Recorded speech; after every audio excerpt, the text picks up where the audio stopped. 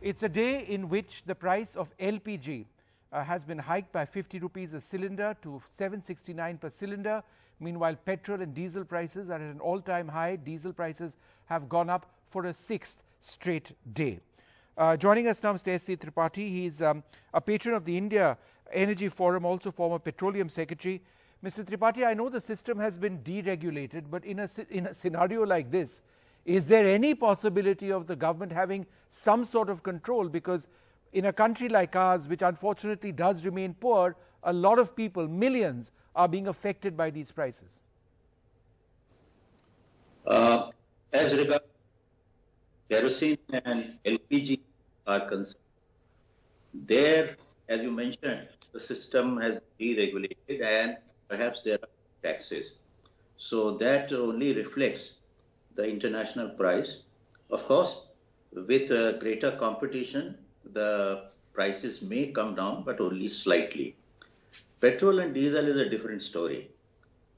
In March 2014, when the government changed March to May, the taxes on petrol and diesel were 10.5 rupees a litre for petrol and 3 rupees a litre for diesel. And this is the central taxes. They went up to 18 rupees a litre for diesel and 21.5 rupees a litre for petrol in 2020, beginning of 2020.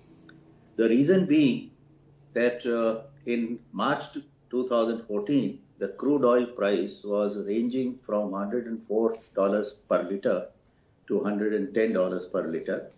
It came down progressively, or rather successively, and for very long time, couple of years, it ranged between 50 to 60 or maybe plus minus $5 per litre. Right. And therefore, the benefit, the government decided that the benefit should come by way of taxes to the government, whose right. And it's that tax regime which is potentially problematic in a scenario like this.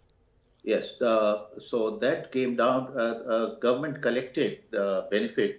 Mainly the government collected, and to some extent the companies benefited, and also the dealers benefited. The benefit, very little was passed on to consumer. Right. Well, sir, it's clearly something which needs to be looked at very, very closely in a scenario like this. I'm sorry I'm out of time, but thanks very much for explaining to us what some of the issues let me come to actually are. 2020. Right. So, and you know, that's something obviously which we'll track very, very closely indeed.